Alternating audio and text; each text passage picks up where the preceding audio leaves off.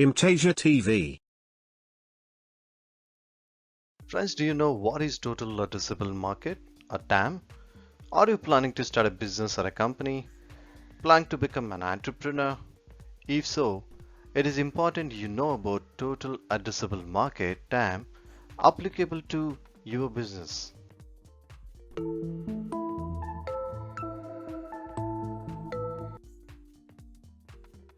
Welcome to Emerging Tech Trends and Startups in India. That is Emttasia TV. Video number 2 of SelfMBA Startup MBA. What is TAM, Total Addressable Market? Let's learn the basics of business, sales. What you learn from this video? You learn what is TAM, what does TAM mean, whom does it help, how does it help, and also what are the ways to calculate TAM. Method number 1, top-down approach. Method number 2, bottom-up approach. Method number 3, value theory. And you will understand when can you apply these methods to calculate TAM of your business. Meaning, TAM helps companies to define the holistic revenue opportunity from a product or service. The TAM tells you total amount of money you can make selling your product or service. It is basically the total available market that you can serve.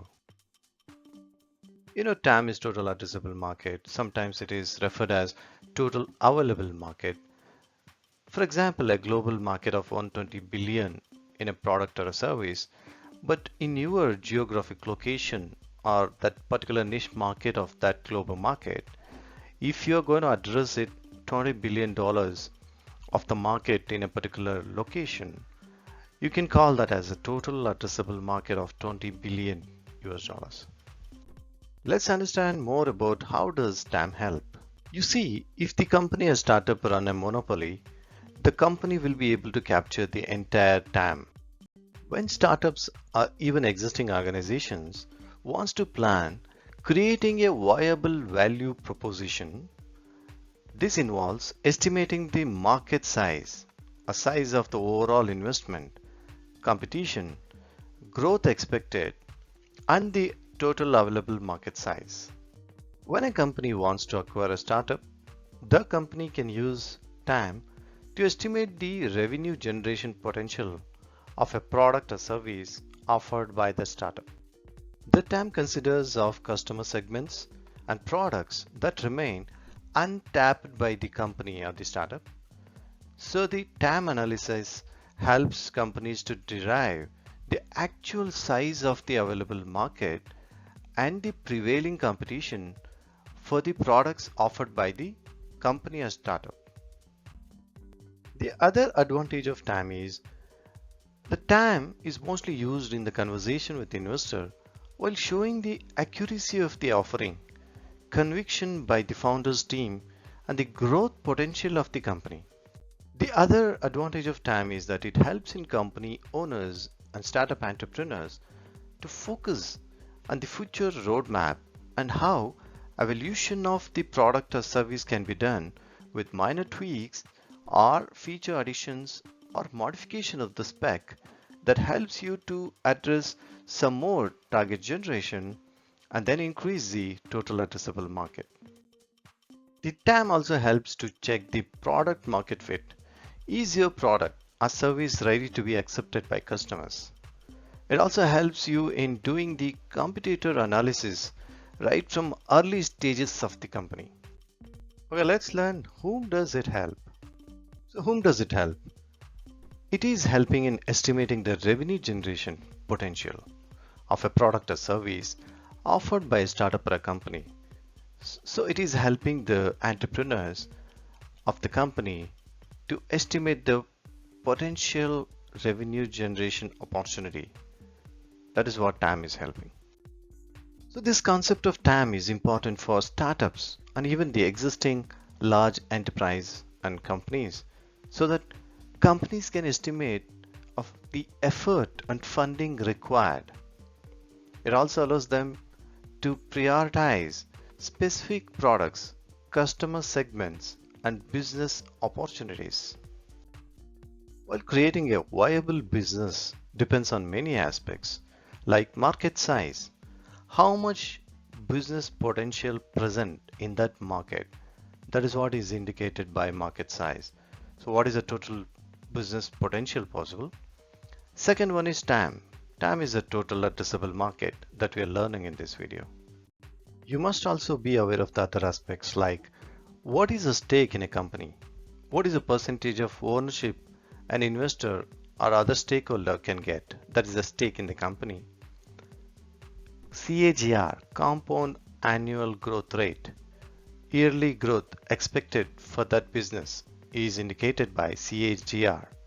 Since we know the advantage of why TAM is required, let's learn the method of calculating TAM. This is method number 1, top-down approach. In this method number 1, top-down approach, this method takes a macro view of assessing factors at the very top of the economy of the country. This method extrapolates the size of market with TAM from industry research. In this top-down approach, the process followed is elimination of unintended population. The process will narrow down from the large population of known size to a specific market segment. That's how the TAM is derived. Imagine an inverted pyramid that shows a large population at the top of the pyramid, target segment at the bottom of the pyramid. This process considers industry research and reports as input. These reports provide the estimates of the population. Now you learned calculating the TAM from method 1. Here, let's see the bottom-up approach, that is method number 2. In this method 2, the bottom-up approach, calculating TAM, the method uses the data from companies' earlier sales that has happened in the past. With this one, can estimate the addressable market. The bottom-up approach is more reliable because this process calculates TAM estimates from primary market research. Deciding on the right price and application or usage of the product or service determined by very specific known dependable data. In this method, calculating TAM would be average revenue multiplied by number of customers for the entire segment of the targeted market. In some cases, if company's business is of dealing with contract amount for offering by the company, then the formula is TAM equals annual contract value multiplied by number of possible accounts. Example, if one annual contract value is of $1,000 multiplied by possible accounts of 5,000 will give you the total addressable market in this method number 2. Okay, what is method number 3 of calculating TAM? It's value theory. In this third method of value theory based way of calculating TAM, this method focuses value additions and value offerings by a startup or a company compared to a well-established incumbent company is a well-established player in the market offering already at a price. Then this can be compared with your startup or a company to figure out what would be the total addressable market. This method of value theory of calculating TAM is used when there is no similar offering in the market. Situation example 1, TAM of flying cars opportunity.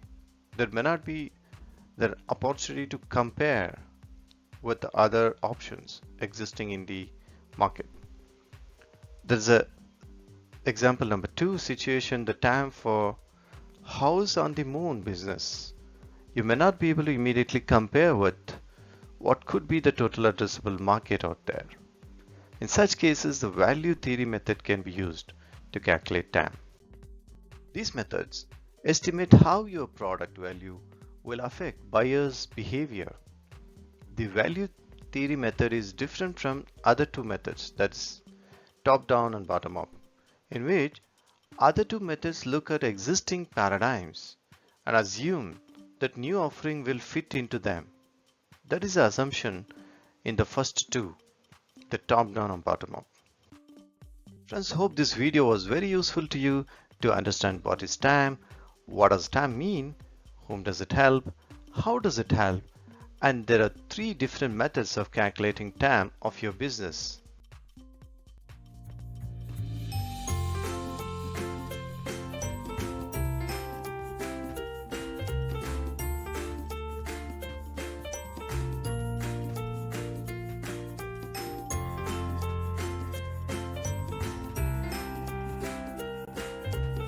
Friends, hope you like the Emttasia TV YouTube channel and the brand new series SelfMBA and Startup MBA. Watch this series to become a self-made MBA. Learn from home. Please like, share, subscribe, and forward. Thank you.